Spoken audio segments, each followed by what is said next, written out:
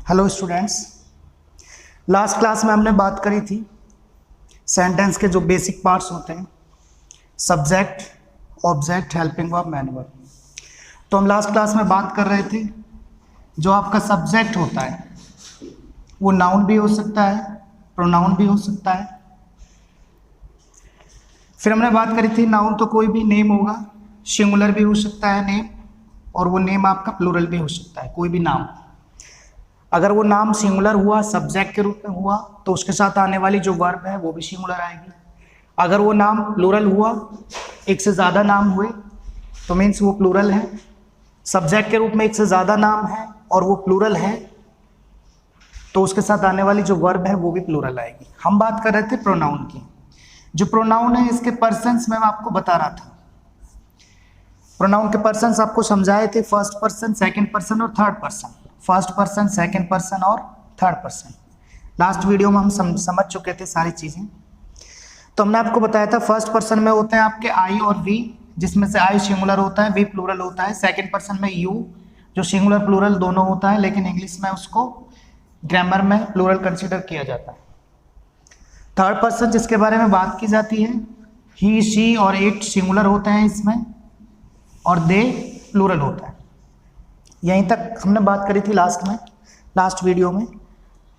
तो आपको ये चीज़ें ध्यान रखनी है। अब देखिए, अगर सब्जेक्ट के रूप में कोई भी प्रोनाउन होता है, चाहे वो फर्स्ट पर्सन का हो, चाहे सेकंड पर्सन का, चाहे वो थर्ड पर्सन का हो, ये सिंगुलर है, ही, शी, इट, दे प्लूरल है।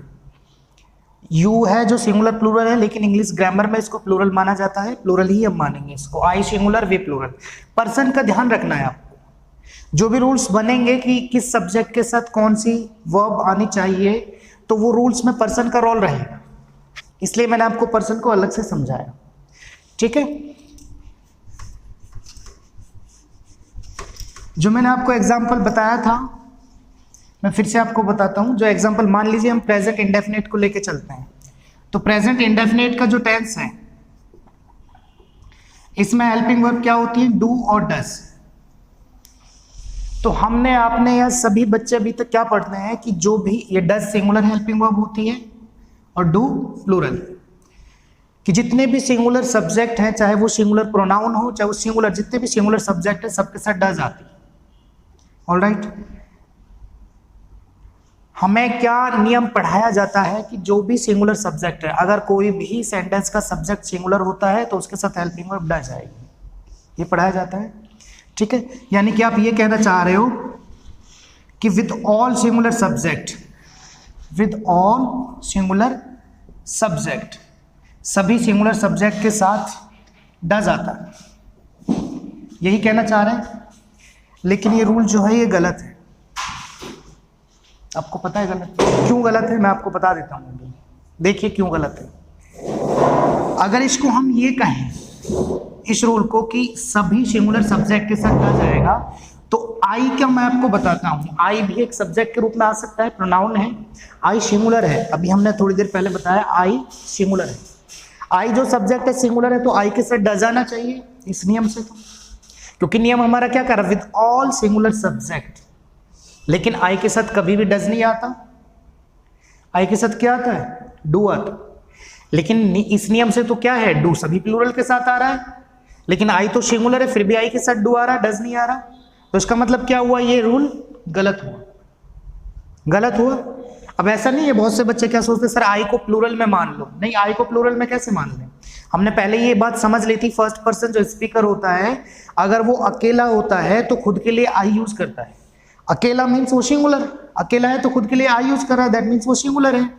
ठीक है, तो इसका मतलब आई सिंगुलर है, लेकिन आई के साथ डू आ रहा है। तो इस रूल को हम क्या करते हैं? इसको इंप्रूव करते हैं, इसको सही करते हैं। तो नियम क्या बनेगा इसकी जगह पे कि सभी, जितने भी जो सब्जेक्ट है, अगर सेंटेंस का जो सब्जेक्ट है वो थर्ड पर्सन का सिंगुलर है, नियम क्या बनता है? Third person singular, third person singular, या उसके साथ थर्ड पर्सन सिंगुलर, या फिर थर्ड पर्सन सिंगुलर हो या सिंगुलर नेम हो, यानी कि कोई भी एक नाम हो, सिंगुलर नेम हो, या तो सिंगुलर नेम हो, कोई एक सिंगुलर नाम, या थर्ड पर्सन का सिंगुलर हो। जब थर्ड पर्सन का सिंगुलर होगा सब्जेक्ट, तो उसके साथ उस कंडीशन में डज आएगा। ये जो कंडीशन बनती है इस कंडीशन में डज आएगा। या तो सब्जेक्ट थर्ड पर्सन का सिंगुलर होना चाहिए या सब्जेक्ट सिंगुलर नेम होना चाहिए। थर्ड पर्सन के सिंगुलर कौन से हैं? ही, सी, इट थर्ड पर्सन के सिंगुलर है, और सिंगुलर कोई भी सिंगुलर नेम, ठीक है। आई सिंगुलर तो है लेकिन आई थर्ड पर्सन का नहीं है। किस पर्सन का? आई फर्स्ट पर्सन का, ठीक है। तो ये जो रूल है ये गलत हो जाता है, ये यहाँ पे सही होता है कि सब्जेक्ट हमारा थर्ड पर्सन का सिंगुलर होना चाहिए और या फिर सिंगुलर नेम होना चाहिए, तभी उसके साथ सिंगुलर वर्ब आएगी, अदरवाइज उसके साथ प्लूरल आएगी। तो आई आपका जो है सिंगुलर तो है लेकिन वो थर्ड पर्सन का नहीं है, वो फर्स्ट पर्सन का है। फर्स्ट पर्सन की तो हम बात ही नहीं कर रहे। तो डू किसके साथ आएगा? सभी फर्स्ट पर्सन यानी आई और वी के साथ डू आएगा, सेकंड पर्सन यानी यू के साथ डू आएगा, और थर्ड पर्सन प्लूरल के साथ डू आएगा। थर्ड पर्सन का प्लूरल कौन सा है? दे, उसके साथ डू आएगा, या कोई प्लूरल नेम, ठीक है। इसलिए मैंने आपको पहले ही बताया था कि ये पर्सन का जो रोल है ये ध्यान रखना आप, जो प्रोनाउन होते हैं इनके पर्सन होते हैं फर्स्ट, सेकंड, थर्ड पर्सन, और जब हम सब्जेक्ट के अकॉर्डिंग उसके साथ आने वाली वर्ब की हम बात करते हैं तो उसमें सिंगुलर प्लूरल होने के साथ साथ ही उसका पर्सन होना भी जरूरी है। तो इसलिए आपको इसका पर्सन भी ध्यान रखना पड़ेगा। अब हम इससे आगे चलते हैं।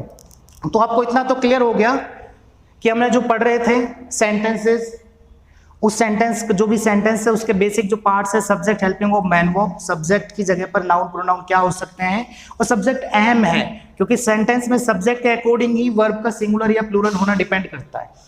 Subject singular, verb singular, subject plural, verb plural. अब हम आगे चलते हैं। आगे चलते हैं तो हम बात करते हैं, देखिए कि जो इंग्लिश है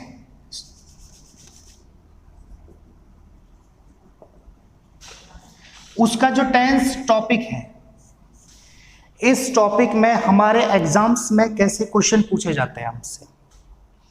तो एग्जाम्स में कैसे क्वेश्चन आते हैं, या तो एग्जाम्स में क्या होगा, आपको कोई भी सेंटेंस गिवन होगा, कोई भी गिवन सेंटेंस होगा,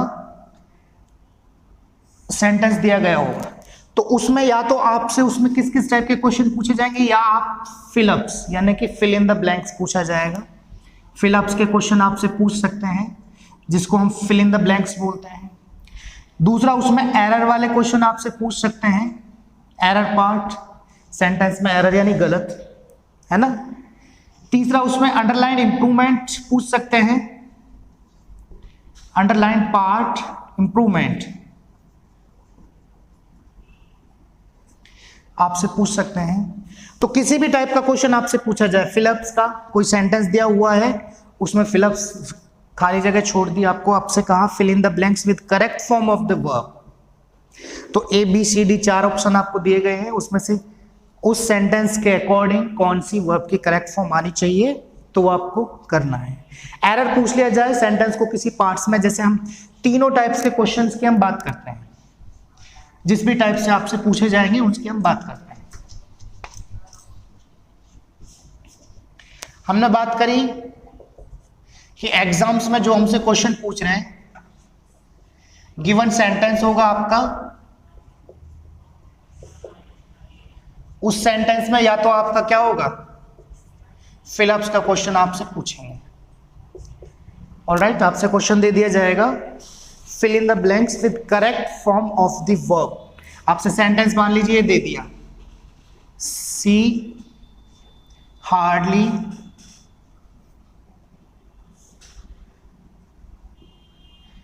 न्यूज़पेपर। ऑलराइट, आपसे क्वेश्चन दे दिया सी हार्डली न्यूज़पेपर। अब इसमें आपको correct form of the verb, option A दे दिया रीड, ऑप्शन बी दे दिया रीड्स, ऑप्शन सी दे दिया इज रीडिंग, और ऑप्शन डी दे दिया वॉज रीडिंग। और आपसे कहा कि इसमें correct form of the verb, तो आपको इसमें आंसर लगाना होगा। जैसे मान लीजिए इसका आंसर हम बी, वैसे इसका आंसर भी बी है, तो इसमें हम क्या कर देंगे, रीड्स, यानी कि आपका फिर एग्जाम में आंसर क्या हो जाएगा? बी। तो आपको क्या ऑप्शन पे क्लिक करना होगा? बी ऑप्शन पे टिक लगाना होगा, क्योंकि आपका आंसर ही है। एक तो इस टाइप से क्वेश्चन मैं सिंपल से एग्जांपल्स आपको दे रहा हूं। दूसरा आपसे पूछ सकते हैं वो एरर वाले क्वेश्चन आते हैं। मान लीजिए आपसे दे दिया इफ ही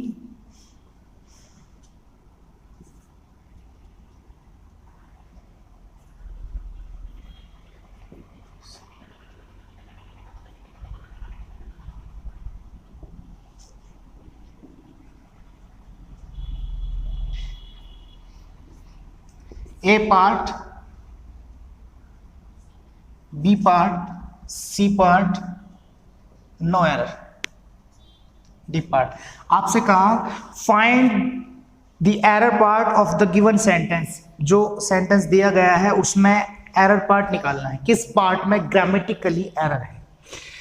हम बात करें टेंस की, तो यहां जाहिर सी बात हम टेंस की एरर की बात करेंगे, लेकिन आपको एग्जामिनर जो है वो पर्टिकुलर क्वेश्चन थोड़ी देगा कि भैया मैं टेंस से ही पूछ रहा हूं, वो तो किसी भी टॉपिक से दे देगा, आपको पता लगाना है।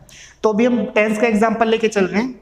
तो ये इस टाइप से आपको एरर के क्वेश्चन दे दिया जाएंगे। A B C D 4 parts है। ग्रामेटिकली एरर या तो ए में है या बी में है या सी में है। अगर कोई भी एरर नहीं है सेंटेंस में तो नो एरर, यानी कि सेंटेंस आपका बिल्कुल सही है। नो एरर यानी कोई अशुद्धि नहीं है। हालांकि नो एरर का चांस कम होता है, तो एग्जामिनर चाहता है कि आप एरर निकालो ग्रामेटिकल। तो आप मान लीजिए इसमें इसका आंसर ए है, तो आप ए पे टिक लगाओगे इसका। If he ran fast he will win the race. Alright.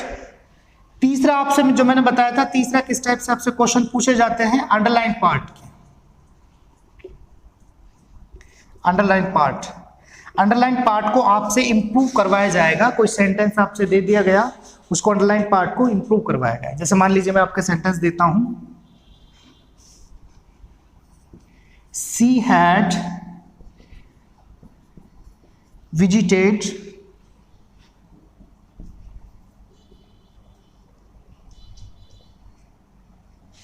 Taj Mahal recently. Alright, आपसे अंडरलाइन पार्ट दे दिया, आपसे कहा कि improve the underline part of the given sentence. कोई भी सेंटेंस है उसका जो अंडरलाइन पार्ट है, जिसके नीचे अंडरलाइन दी गई है, क्वेश्चन में दी गई होगी अंडरलाइन, तो उसको इंप्रूव करना है। तो इंप्रूव के लिए यहां ऑप्शन दे दिए जाएंगे आपको, ठीक है। हैड विजिट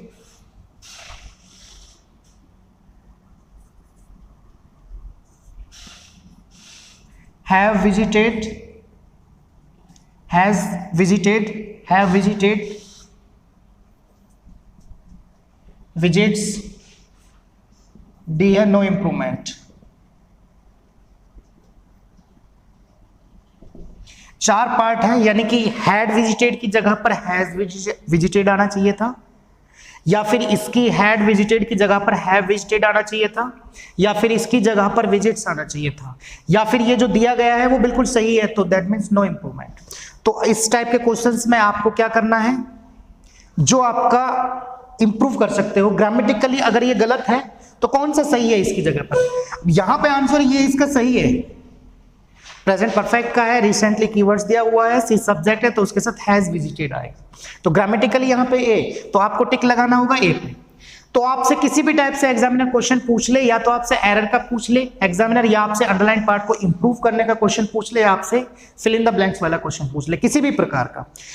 तो बेसिकली टेंस में करना आपको क्या है कि उस सेंटेंस में क्या सही वर्ब आनी चाहिए वही आपका आंसर है, चाहे वो एरर के रूप में हो, चाहे वो अंडरलाइन के रूप में हो, चाहे वो ब्लैंक्स के रूप में हो। उस सेंटेंस में टेंस के अकॉर्डिंग सब्जेक्ट के हिसाब से कौन सी वर्ब आनी चाहिए, हेल्पिंग वर्ब और मैन वर्ब दोनों। जब हम वर्ब की बात जब भी करेंगे तो हेल्पिंग वर्ब मैन वर्ब दोनों की बात करेंगे। तो कौन सी आनी चाहिए कौन सी नहीं आनी चाहिए, बस ये आपको पता लगाना है। अब वो टाइप कोई सा भी हो, चाहे अंडरलाइन हो, चाहे एरर हो, चाहे फिलअप्स का हो, आंसर तो वही आना है, टाइप चाहे कोई सा भी हो, ठीक है। तो आपसे किसी भी प्रकार का क्वेश्चन पूछा जाए तो आपको घबराना नहीं है, आंसर आपका निकल जाएगा। बस आपको आराम से उस सेंटेंस को पढ़ना है और देखना है कि सब्जेक्ट क्या है सेंटेंस में, और सेंटेंस के अकॉर्डिंग उस सब्जेक्ट के हिसाब से क्या उसमें वर्ब आनी चाहिए, जो आना चाहिए वही आपका आंसर हो जाएगा। ठीक है, तो आपसे एग्जाम में जो आपका टेंस टॉपिक है, इससे एग्जामिनर किसी भी प्रकार का क्वेश्चन आपसे पूछ ले, आपको टेंशन नहीं लेनी है उस बात की। आपको करना क्या है, अब देखो आंसर निकालने के लिए आपको करना क्या है। अब तो आपने बता दिया, आप ये सोच भी रहे होंगे सर आपने तो क्वेश्चन लिखे और आपने उनका आंसर बता दिया। ठीक है, हो सकता है आपको भी आते हो इनका आंसर, सिंपल सिंपल से एग्जांपल्स मैंने दिए थे। अभी हम बात करते हैं एग्जाम्स में, एग्जामिनर आपको टफ एग्जांपल्स देगा, क्वेश्चंस जो भी देगा, जाहिर सी बात है। अब वो आपको आंसर कैसे निकालने हैं, आपको करना क्या होगा, जो भी आपके एग्जाम है, किसी भी प्रकार के एग्जाम में अगर कोई भी सेंटेंस है जो गिवन सेंटेंस है, तो सबसे पहला काम तो आपको क्या करना होगा भाई, जो भी गिवन सेंटेंस है उस सेंटेंस को आपको पढ़ना है। सबसे पहला काम, फर्स्ट चैप्टर, सबसे पहले तो आप उसको पढ़ोगे, और पढ़ना भी विद इन टाइम है आपको, क्योंकि लिमिटेड टाइम मिलता है हर एग्जाम्स में। ठीक है, आपके पास जो टाइम है आपको पढ़ना है 1 मिनट से पहले ही, आपको पढ़ के उसका आंसर भी निकालना है। गिवन सेंटेंस है, सबसे पहले आप उसको रीड करोगे, रीड करने के बाद आप उसमें एरर कैसे निकालोगे, मीन्स आप हेल्पिंग वर्ब, जब भी टेंस की बात होती है तो हेल्पिंग वर्ब और मैन वर्ब उसमें करेक्ट होनी चाहिए। अगर helping verb man verb correct है तो आपका आंसर सही है। तो पता कैसे लगाओगे सेंटेंस में, सेंटेंस दिया हुआ है, आपने उस सेंटेंस को पढ़ा, सेंटेंस पढ़ते ही आपने उस सेंटेंस में देखा कि क्या गलती है और क्या मैं इसमें सही करूं या कैसे इस गलती को निकालूं। ठीक है, आपने सेंटेंस पढ़ा, सेंटेंस पढ़ते ही आप क्या करोगे, उसमें सबसे पहले उसका टेंस पता लगाओ। जो भी सेंटेंस दिया गया है सबसे पहला काम आपका पढ़ना, पढ़ने के बाद जो करने के लिए जो सबसे पहला काम, पढ़ना तो कुछ करना नहीं है, वो तो जस्ट रीड करना है। उसके बाद सबसे पहला करने के लिए जो काम है आपको, फर्स्ट स्टेप में आप क्या करोगे, फाइंड द टेंस, उस सेंटेंस का टेंस पता लगाओ। Find the tense of the given sentence, जो भी आपका सेंटेंस दिया गया है उसका आप क्या करोगे, टेंस पता लगाओगे। अगर आपने उस गिवन सेंटेंस का टेंस पता लगा लिया तो जाहिर सी बात है टेंस के अकॉर्डिंग आप हेल्पिंग वर्ब और मैन वर्ब उसमें देख लेंगे, और उस टेंस के according helping verb man verb अगर उसमें दी गई है या जो भी ऑप्शन में है तो वही आपका आंसर। ठीक है, आपने क्या किया, एग्जाम में सेंटेंस दिया गया आपको, सेंटेंस में चाहे फिलअप्स में पूछे, चाहे आपसे एरर में पूछे, चाहे अंडरलाइन पार्ट इंप्रूवमेंट में पूछे, कोई प्रॉब्लम नहीं है आपको। आपने सिंपली सेंटेंस को पढ़ा, ठीक है, पढ़ने के बाद आपने देखा कि टेंस के अकॉर्डिंग इसमें हेल्पिंग वर्ब मैन वर्ब क्या होनी चाहिए, तो पढ़ने के बाद आपने क्या किया, सबसे पहले उसका टेंस पता लगाना है। टेंस जब आप पता लगाओगे तभी तो आपको पता होना चाहिए कि हेल्पिंग वर्ब क्या आएगी और मैन वर्ब क्या आएगी, क्योंकि हर टेंस की अपनी अलग हेल्पिंग वर्ब है, हर टेंस की अपनी अलग मैन वर्ब है, तो आपको पता होना चाहिए। तो सबसे पहला काम आप क्या करोगे, फर्स्ट स्टेप में पहला काम आपका है टेंस, उसको पढ़ते ही आपको टेंस पता लगाना। जैसे ही आपको टेंस पता लगता है तो आपका दूसरा काम बनता है ये, उस टेंस के अकॉर्डिंग आप हेल्पिंग वर्ब और मैन वर्ब का पता लगाओ। उस टेंस के अकॉर्डिंग दूसरा काम आपका बनता है कि उस टेंस के अकॉर्डिंग आप हेल्पिंग वर्ब और मैन वर्ब चेक करो, अगर वो सही है या वो जहां पे भी दी हुई है जिस भी ऑप्शन में, वही हमारा आंसर सही है। अब एक सवाल उठता है कि सर यहां तक तो ठीक है, एग्जाम में सेंटेंस मिला, सेंटेंस को हमने पढ़ लिया, उस सेंटेंस में सबसे पहला काम हमने क्या किया, उस सेंटेंस का टेंस ढूंढा, टेंस ढूंढते ही हमने उसके according helping verb man verb. अब आपको सभी टेंस की हेल्पिंग वर्ब मैन वर्ब पता होना चाहिए, वो हम टेंस के अकॉर्डिंग सभी टेंस की, जब 12 टेंस है 12 के 12 टेंस की हेल्पिंग वर्ब मैन वर्ब आपको याद भी करवाएंगे। हो सकता है आपको याद हो, बहुत अच्छी बात है, जिन बच्चों को नहीं याद है तुम लिखवाएंगे तो आप उनको याद कर लीजिएगा। बिना हेल्पिंग वर्ब मैन वर्ब के तो टेंस अधूरे हैं, फिर तो कुछ है ही नहीं। ओके, तो आपने पता लगाया, सर टेंस भी ढूंढा, उसके बाद हमने हेल्पिंग वर्ब मैन वर्ब भी उसके अकॉर्डिंग लगा दी, लेकिन यहाँ सवाल ये उठता है कि आप टेंस पता कैसे लगाएंगे, आप उस सेंटेंस का टेंस कैसे फाइंड करेंगे, टेंस भी तो आपको पता लगाना है। ऐसा तो है नहीं उसमें एग्जामिनर जो लिख देगा कोने में कहीं कि बेटा इसमें ये टेंस है तुम ढूंढ लेना आंसर, ये लगा लो, टेंस पता लगाते तो ये लगा लो, आपने 90% आंसर आ गया आपका। भाई टेंस पता लगाते ही तो हेल्पिंग वर्ब मैन वर्ब भी तो आपको करनी है, ये लगा लो आपका आंसर आ गया, टेंस पता लगती तो एग्जामिनर इतनी आपके लिए इतना तो कुछ करेगा नहीं वो कि आप उससे उम्मीद लगाते हो कि वो कहीं हिंट दे दे, नहीं। तो आपको टेंस पता लगाने के लिए क्या करोगे आप, 3 तरीके, बहुत इंपॉर्टेंट चीज मैं आपको बता रहा हूं, टेंस फाइंड करने के 3 आपके तरीके हैं कि उन 3 तरीकों से आप टेंस फाइंड करोगे। ठीक है, कैसे फाइंड करोगे, 3 तरीके हैं। पहला, सेंटेंस का यूज देखो, पहला तरीका, आप जो भी सेंटेंस गिवन है सेंटेंस, उसका यूज देखो कि उसका यूज किस सेंस में किया गया है, उसका यूज किस सेंस में यानी किस अर्थ में किया गया है सेंटेंस का यूज, पहला काम आपको करना है। दूसरा, जैसे ही आपको यूज पता लग गया तो दूसरा काम आपको क्या करना है, या तो आपको यूज पता लग गया तो हर सेंटेंस का अपना अलग यूज होता है, तो आपको यूज से या तो टेंस पता लग जाएगा। मान लीजिए यूज से भी किस अर्थ में सेंटेंस यूज किया गया, जैसे आप इस चीज को समझना, हर सेंटेंस अपने अलग अर्थ में, हर टेंस के सेंटेंस अपने अलग अर्थ में यूज किए जाते हैं। जैसे मान लीजिए मैं आपको एग्जांपल देता हूं कि universal truth,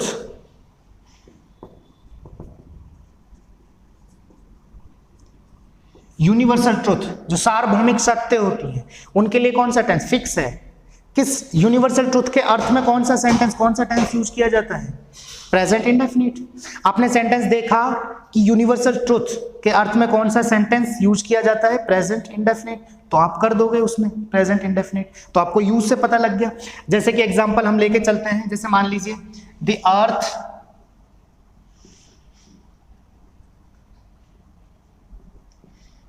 revolved around the sun। Example आपका क्या है, the earth revolved around the sun। अब आपसे कहा जाए कि अंडरलाइन पार्ट में क्या सही होना चाहिए, रिवॉल्व होना चाहिए, रिवॉल्व्स होना चाहिए, या रिवॉल्व ही होना चाहिए, इज रिवॉल्विंग होना चाहिए। तो आपको पता है अर्थ यानी पृथ्वी, अराउंड द सन यानी सूर्य, पृथ्वी सूरज के चारों ओर परिक्रमा की बात हो रही है, तो यूनिवर्सल ट्रुथ है, ये तो फैक्ट है। ऐसा थोड़ी है कि इसमें पृथ्वी पहले परिक्रमा करती थी अब नहीं करती, या अभी रुकी हुई है आगे करेगी, यूनिवर्सल ट्रुथ है, दैट मींस फैक्ट है, तो प्रेजेंट इंडेफिनिट। यूनिवर्सल ट्रुथ के लिए हमेशा कौन सा टेंस यूज किया जाता है, मैंने अभी आपको बताया प्रेजेंट इंडेफिनिट।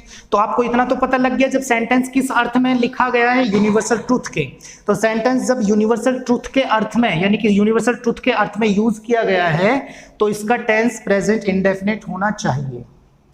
तो प्रेजेंट इंडेफिनिट होना चाहिए, तो उसके अकॉर्डिंग यहाँ द अर्थ सिंगुलर सब्जेक्ट है, तो यहाँ पे रिवॉल्व्स होना चाहिए, तब आपका आंसर सही हो जाएगा। अगर यहाँ पे डी था तो वो गलत था, यहाँ पे डी को हटा के क्या होना चाहिए, revolves, the earth revolves around the sun. अब आपका सेंटेंस सही है, ठीक है। तो इसी तरह से आपको टेंस पता लगाने के लिए पहला तरीका, उस सेंटेंस का यूज देखो किस अर्थ में यूज किया गया है। हो सकता है यूज से आपको नहीं पता लगे, तो दूसरा तरीका क्या है कि सेंटेंस के कीवर्ड्स देखो, कीवर्ड्स एडवर्ब्स भी होते हैं, एडवर्ब्स ऑफ टाइम। कीवर्ड्स आप देखोगे सेंटेंस के, हर टेंस के अपने कीवर्ड है, 12 टेंस है टोटल, सबके अपने कीवर्ड है। जैसे प्रेजेंट इंडेफिनिट के हैं, ऑलवेज है, रेगुलरली है, स्केर्सली, हार्डली, ठीक है, ऑफन, इस टाइप से। प्रेजेंट कॉन्टिन्यूअस के हैं, now, this time, these days, nowadays, इस टाइप से। हर टेंस के अपने कीवर्ड हैं, तो सभी टेंस के अपने कीवर्ड है, तो आपको कीवर्ड से पता लगाना पड़ेगा। अब एक एग्जांपल हम कीवर्ड का भी लेके देखते हैं।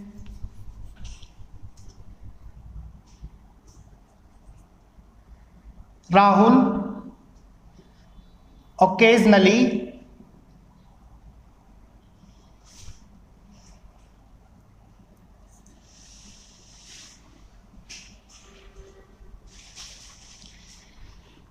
Rahul occasionally wear casual clothes. आपसे कहा अंडरलाइन पार्ट को इंप्रूव करना है, ठीक है। तो इसमें एक कीवर्ड दिया हुआ है ओकेजनली, ओकेजनली प्रेजेंट इंडेफिनिट का कीवर्ड है।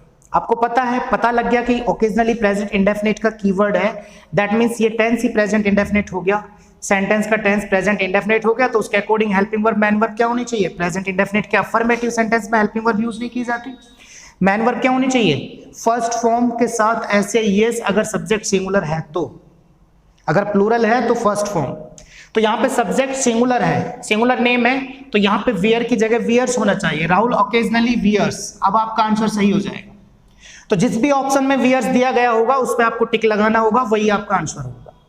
ऑलराइट, तो आपको यूज का मैंने बताया, पता लगाओ सेंटेंस यूज किस अर्थ में किया गया है, उससे आपको टेंस पता लगेगा, क्योंकि हर टेंस के हम यूज बताएंगे आपको। जब हम टेंस पढ़ रहे हैं आगे, तो जैसे ही आगे चलते जाएंगे 12 के 12 टेंस के अपने अलग अलग यूज बताएंगे, 12 के 12 टेंस के अपने अपने कीवर्ड्स बताएंगे। जब सभी टेंस के आपको यूज भी पता होंगे, सभी टेंस के कीवर्ड्स भी पता होंगे, तो आपको सेंटेंस का टेंस पता लगाने में आसानी हो जाएगी। आप सेंटेंस पढ़ते ही आपके माइंड में हिट करेगा ये सेंटेंस उस टेंस का है। ऑलराइट, तो कीवर्ड से पता लगाएंगे, जैसे हमें यहाँ कीवर्ड से पता लग गया, हमने आंसर निकाल लिया। तीसरा तरीका, मान लीजिए एग्जामिनर और थोड़ा डेप्थ में पूछ ले, कीवर्ड्स भी ना दे और यूज से भी ना पता लगे, तो तीसरा तरीका क्या है कि सेंटेंस जो है थोड़ा बड़ा होगा और दो क्लोजेस से मिलके बना होगा, तो वहां पे आपको कॉम्बिनेशन से पता लगाना पड़ेगा। वहां पे क्लोजेस का कॉम्बिनेशन से आपको पता लगाना पड़ेगा कि क्लोजेस के कॉम्बिनेशन की शर्त फिक्स होती है, तो आपको पता लगाना पड़ेगा कि उस सेंटेंस का टेंस कौन सा है। जब आपको सेंटेंस का टेंस पता लग जाएगा कॉम्बिनेशन से, तो आप उसका आंसर निकाल लोगे।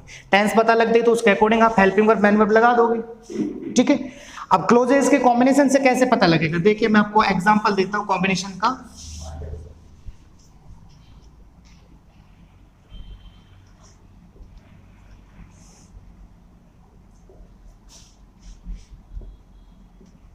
If he worked hard, he will pass the exam. हमने यहां पे सेंटेंस लिया, if he worked hard, he will pass the exam. तो यहां पे हमने अगर आपसे कहा कि इस अंडरलाइन पार्ट को इंप्रूव करो, या फिर इसमें एरर पार्ट्स बांट के मैं आपसे कहूंगा एरर निकालो, या इसको फिलअप्स करके आपको ऑप्शन दे दूं, तो यहां सेंटेंस जो है दो क्लोजेस से बना है। जैसा कि आपको पता है, दो अलग अलग सब्जेक्ट हैं, दोनों के साथ अलग अलग वर्ब है सब्जेक्ट के साथ, तो दो क्लोज बन गई।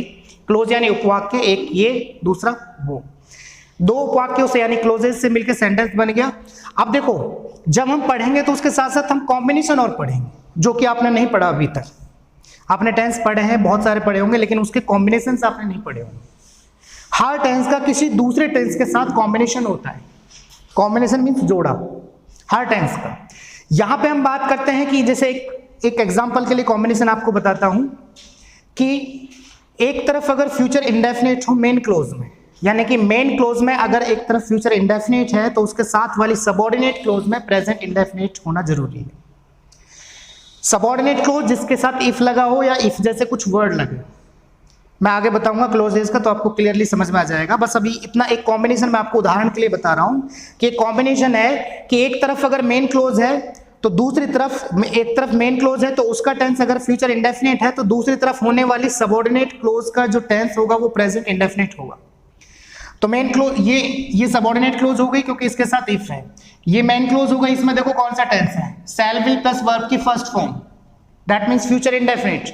तो इधर फ्यूचर इंडेफिनिट है, तो उसके साथ वाली सबऑर्डिनेट क्लोज में कौन सा टेंस होना चाहिए, प्रेजेंट इंडेफिनिट। तो क्या यहां पर प्रेजेंट इंडेफिनिट है? नहीं है।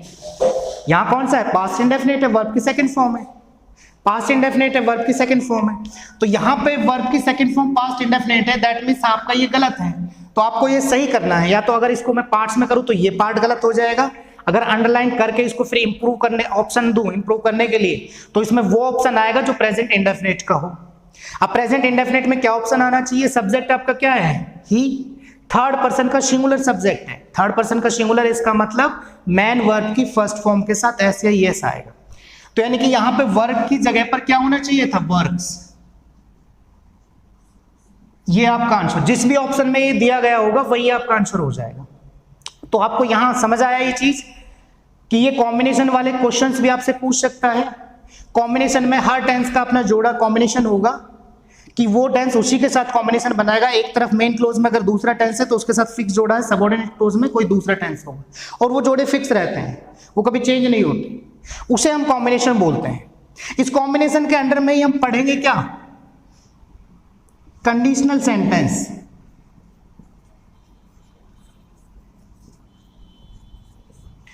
इस कॉम्बिनेशन जो है जिसकी हम बात कर रहे हैं, इसी के कॉम्बिनेशन के अंदर में ही हम क्या पढ़ेंगे, कंडीशनल सेंटेंस। जब इसको हम गहराई से थोड़ा सा समझेंगे तो कंडीशनल सेंटेंस को हमें क्लियरली समझना पड़ेगा।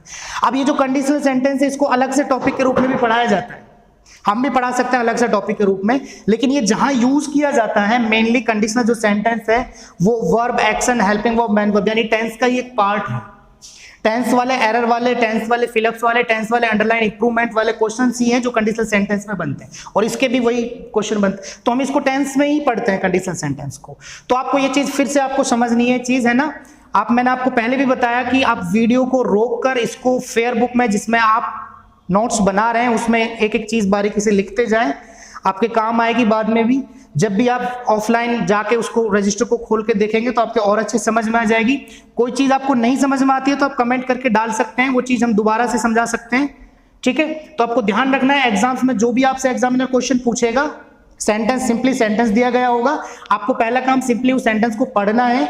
सबसे पढ़ते ही सबसे पहला जो काम करना है, फर्स्ट स्टेप जो करना है आपको, उस सेंटेंस का टेंस फाइंड करना है, टेंस ढूंढना है। आपने अगर उस सेंटेंस का टेंस ढूंढ लिया तो उसके अकॉर्डिंग आप हेल्पिंग वर्ब मैन वर्ब लगा सकते हो। ये दूसरा काम है हेल्पिंग वर्ब मैन वर्ब देखने का। जैसे हमने इसका टेंस ढूंढ लिया, प्रेजेंट इंडेफिनिट होना चाहिए, तो हमने दूसरा काम क्या कर लिया, प्रेजेंट इंडेफिनिट के अकॉर्डिंग ये वर्ब होनी चाहिए, हमने देख लिया।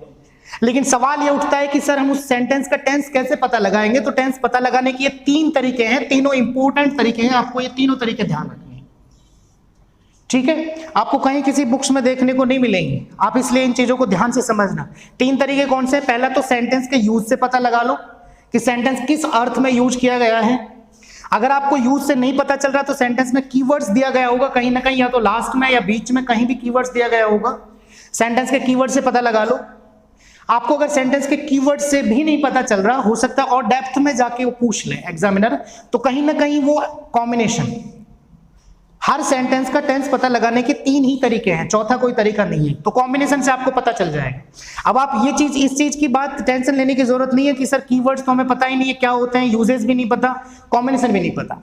तीनों चीजें मैं बारीकी से, जो 12 टेंस हम पढ़ेंगे, पास्ट के 4, प्रेजेंट के 4, फ्यूचर के 4, हर टेंस के मैं यूजेस आपको बताऊंगा, हर टेंस के कीवर्ड्स में आपको बताऊंगा, हर टेंस के कॉम्बिनेशन में आपको बताऊंगा, ठीक है। ये चीज हम क्लियरली समझते चलेंगे, बस अभी तक आपको इतना समझना है।